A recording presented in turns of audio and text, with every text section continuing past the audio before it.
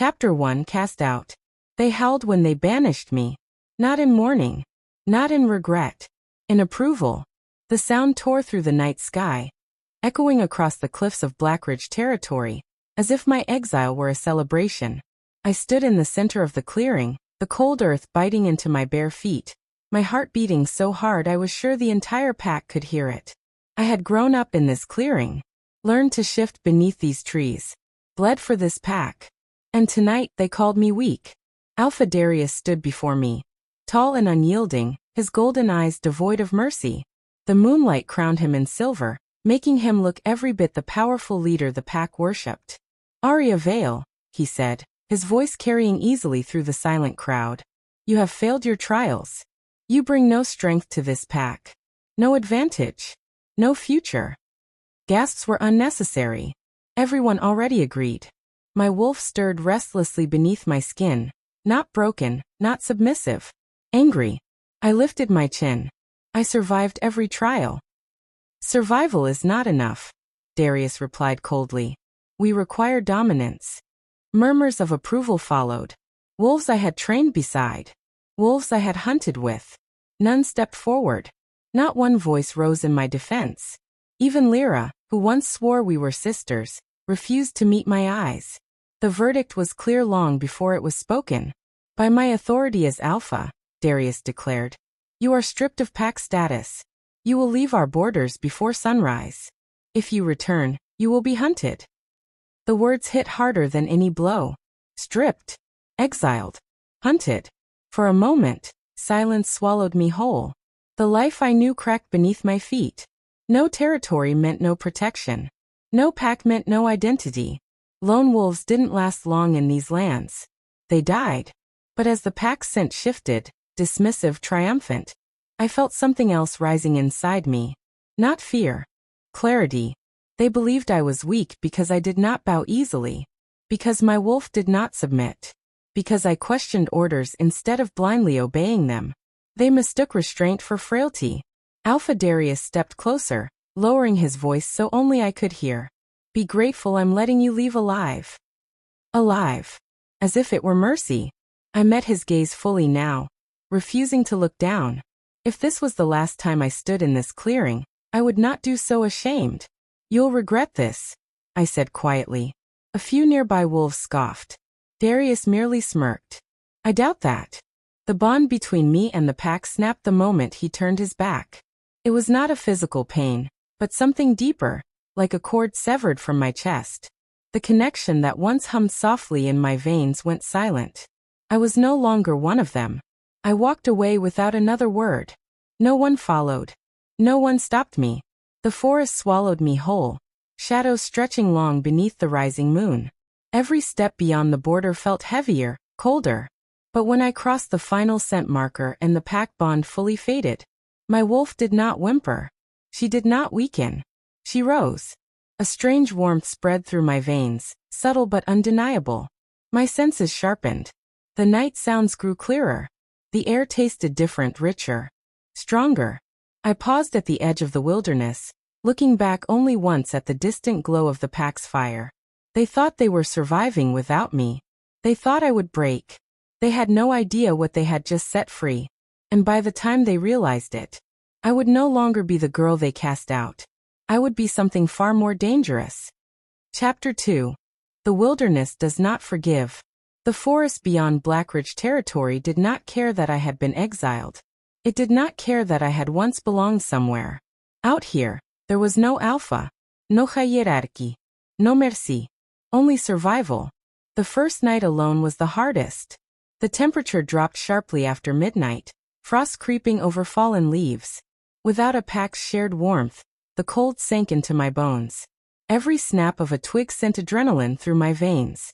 Every distant howl reminded me that I had no one to answer it. I shifted before dawn. The change was smoother than usual. Faster. My wolf surged forward eagerly, silver-gray fur rippling under moonlight. When my paws hit the earth, something felt different. Lighter. Stronger. I ran. At first, it was instinct, putting distance between myself and the pack borders before sunrise. But as the wind cut past my ears, I realized I wasn't just running in fear. I was outrunning it. Trees blurred beside me. My lungs did not burn the way they normally would. My strides stretched longer, more powerful. I leapt over fallen trunks I would have struggled with before. I didn't slow until the scent hit me. Blood. Fresh. I lowered my body instinctively, ears twitching. 2 rogue wolves were circling a wounded deer in a clearing ahead. Rogues were unpredictable, desperate, violent. Alone, I should have avoided them. But hunger clawed at my stomach. The old Aria would have retreated. Instead, I stepped into the clearing. The rogues froze, yellow eyes locking onto me. They sensed it too, that I wasn't entirely vulnerable prey. One lunged. I moved before he finished the leap. Faster than thought. I twisted, jaws snapping against his shoulder, my teeth sinking deeper than I expected. He yelped, staggering back. The second wolf charged from the side. I felt it coming. Not heard. Felt. My body pivoted smoothly, claws raking across his muzzle. The force sent him crashing into the dirt. They stared at me then, not with hunger, with hesitation. And then they ran. I stood there, chest heaving, staring at my own blood-stained paws. I had never fought like that before. Never moved with such precision. My wolf paced inside me, not surprised. Not shaken. Awake. As I fed, I tested my senses. I could hear the shift of branches half a mile away.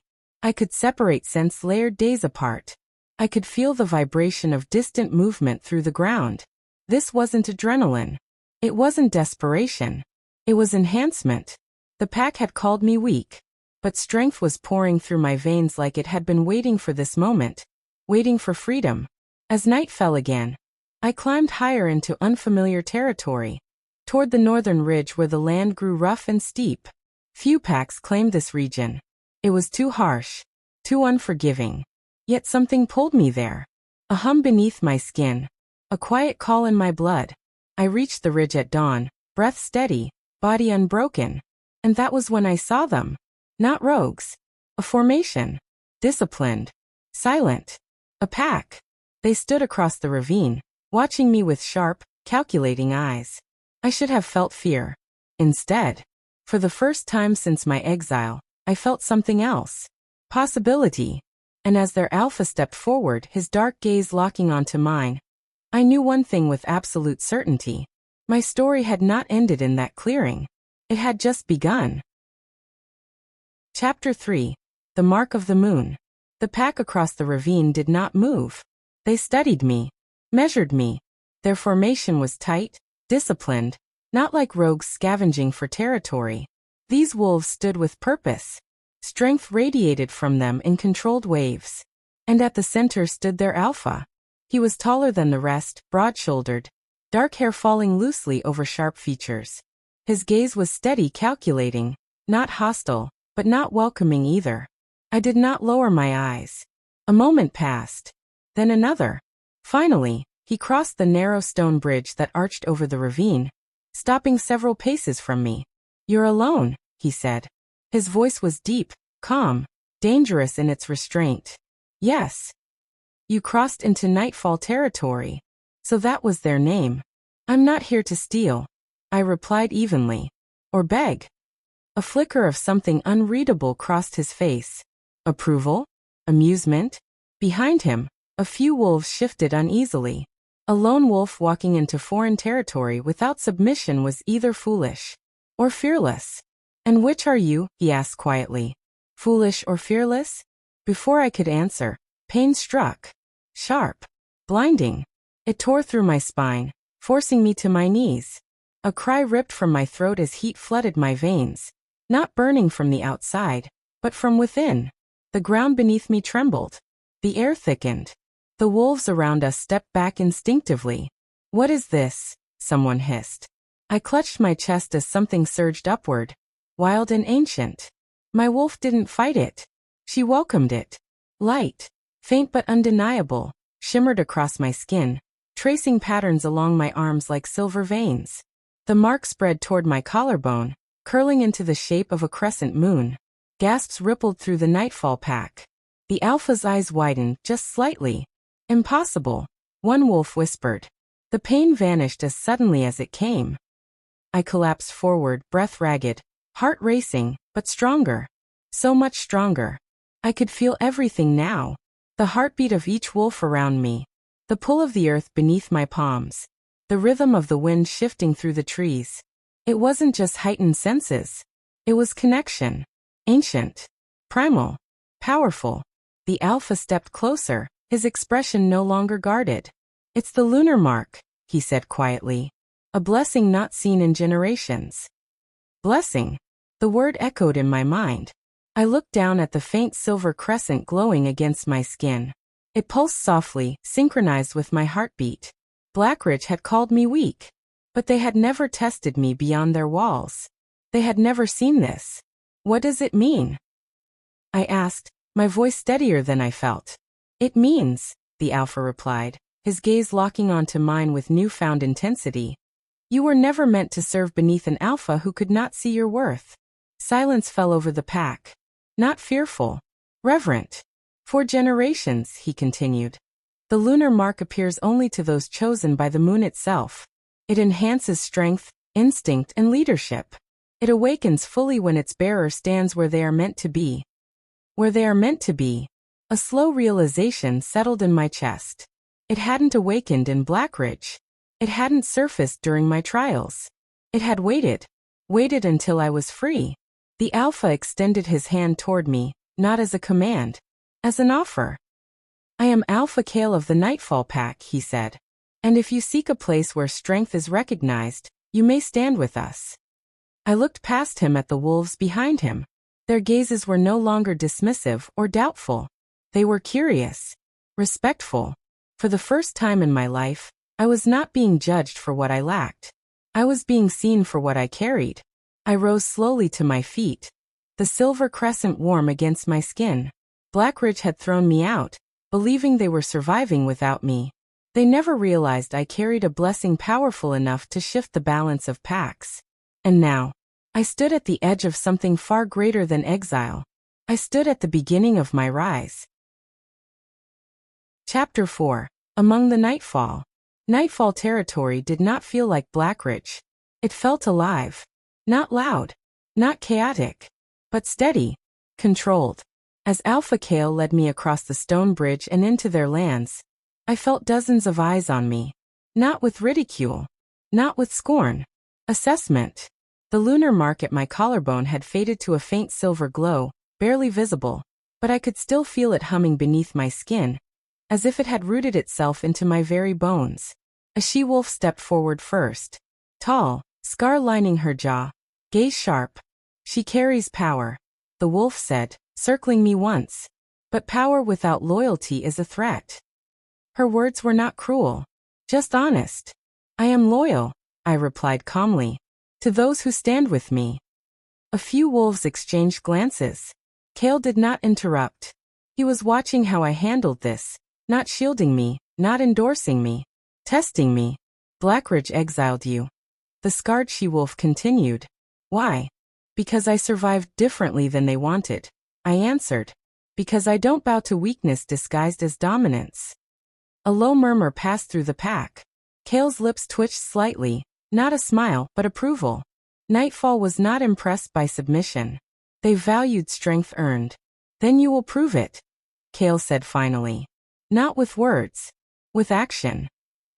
He gestured toward the training grounds carved into a clearing between towering pines.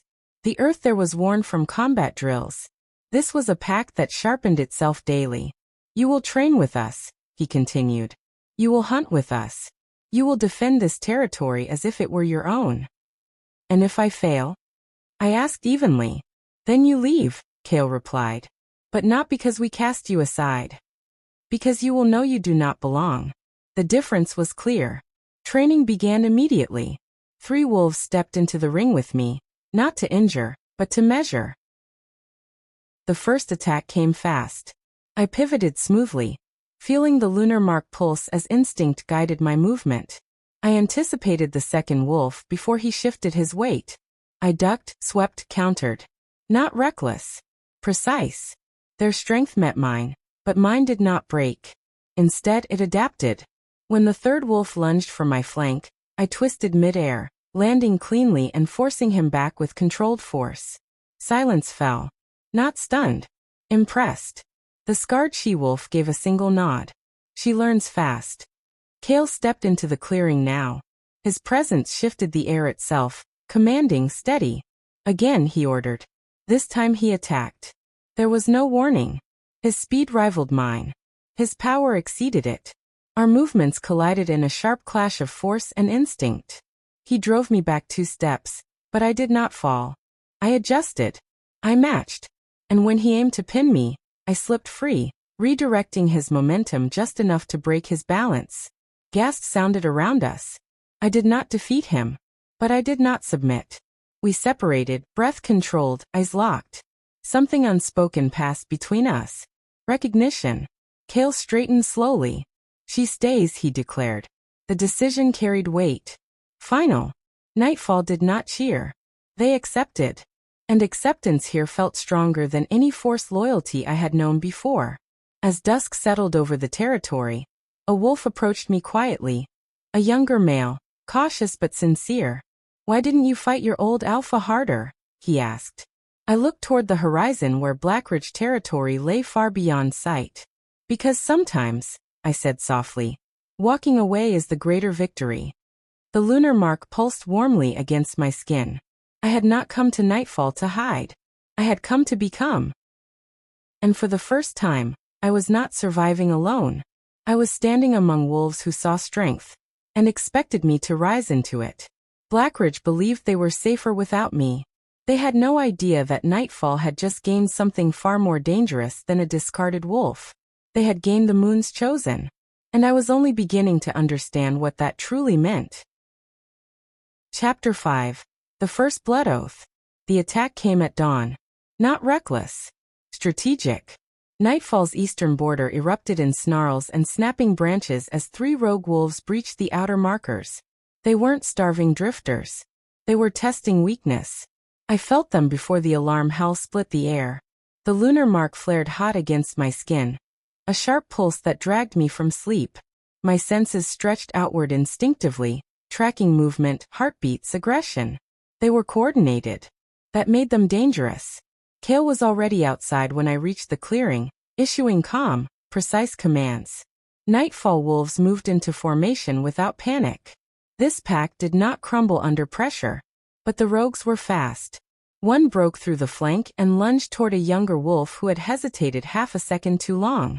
I didn't think. I moved. The distance between us vanished in a blur. I slammed into the rogue midair, redirecting his weight before his teeth could sink into flesh. We crashed hard into the dirt, rolling. He recovered quickly, snapping at my throat. I felt the strike before it came, the Lunar Mark burning bright, warning me. I twisted sharply, claws slicing across his shoulder. The scent of blood filled the air. Mine wasn't among it. Another rogue charged from behind. Too fast. Too close. I braced. But something inside me shifted. The ground beneath my paws trembled. Not violently. Commandingly. The rogue faltered mid-stride, thrown off balance as if the earth itself resisted him. That single heartbeat of disruption was all I needed. I lunged forward and drove him back with crushing force.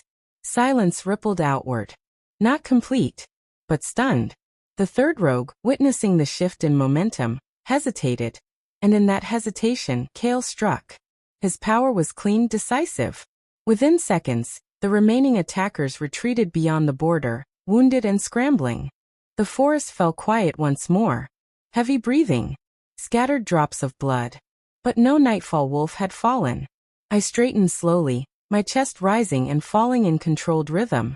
The Lunar Mark glowed faintly beneath my collarbone, fading as the tension drained. Every gaze in the clearing turned toward me. Not curiosity this time. Certainty. Kael approached, eyes sharp but unreadable. You felt them before the alarm, he said. Yes. You moved before the command. Yes. A pause. You shifted the ground. I met his gaze steadily. I didn't know I could. The scarred she-wolf from training stepped forward, kneeling briefly to inspect the soil. It bore faint cracks radiating from where I had stood. She didn't imagine it, she said quietly. The weight of what that meant settled over the pack. The lunar mark was not simply enhancing strength. It was linking me to the land itself. Kael studied me for a long moment before turning to the pack. Nightfall stands because we protect our own, he declared. Today Aria protected us. Not tolerated. Not tested. Protected. A murmur of approval spread, deeper than before. Respect earned in battle was unshakable. Kael stepped closer, lowering his voice so only I could hear. You did not hesitate. They would have done the same, I replied. He held my gaze. Yes, he said finally. But you chose to. That was the difference. That evening, as the sun bled red across the horizon, nightfall gathered in the clearing. No grand ceremony. No jalopras. Kael cut his palm lightly with a ceremonial blade, letting a drop of blood fall to the earth. A wolf who defends Nightfall stands as Nightfall, he said. He offered the blade to me. Understanding dawned slowly. This was not about power. It was about belonging.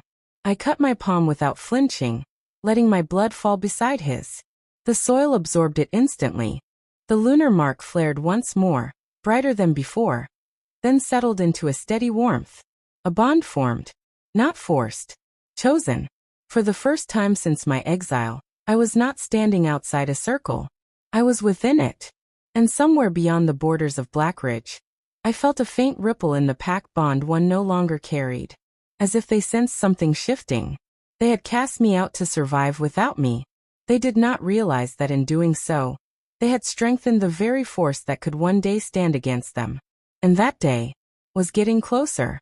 Chapter 6. The Pack That Regretted. Blackridge crossed into Nightfall territory 3 days later. Not in secrecy. In arrogance. Their scent reached us before their figures did. Sharp, familiar, laced with pride. My body reacted instantly, the lunar mark warming against my skin like a quiet warning. I stood beside Alpha Kael at the border ridge as 12 Blackridge wolves emerged from the tree line. At their head was Alpha Darius. He looked exactly as I remembered, tall, composed, commanding.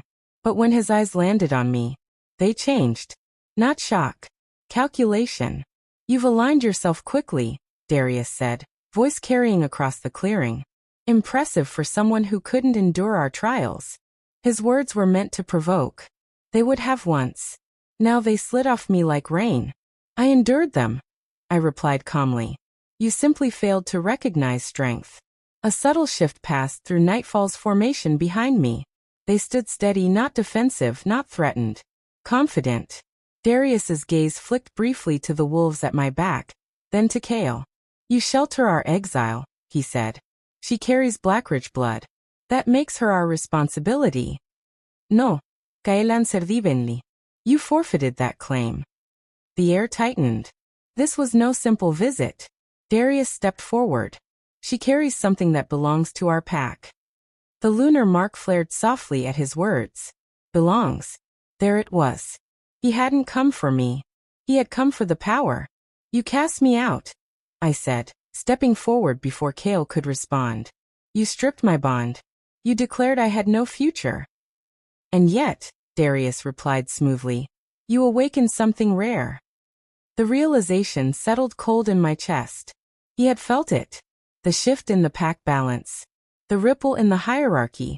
Blackridge had begun losing influence among nearby territories. Whispers traveled quickly in wolflands. They thought survival meant dominance. But Nightfall was rising. And they feared it. You made your judgment, I said quietly. Live with it.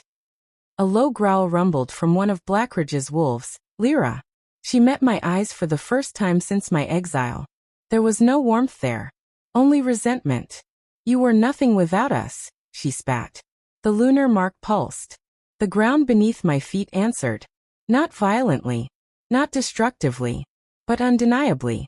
A controlled tremor rolled outward, cracking the soil between the two packs in a clean dividing line. Gasps broke from both sides. I hadn't meant to intimidate. But I would not shrink. Darius's expression hardened.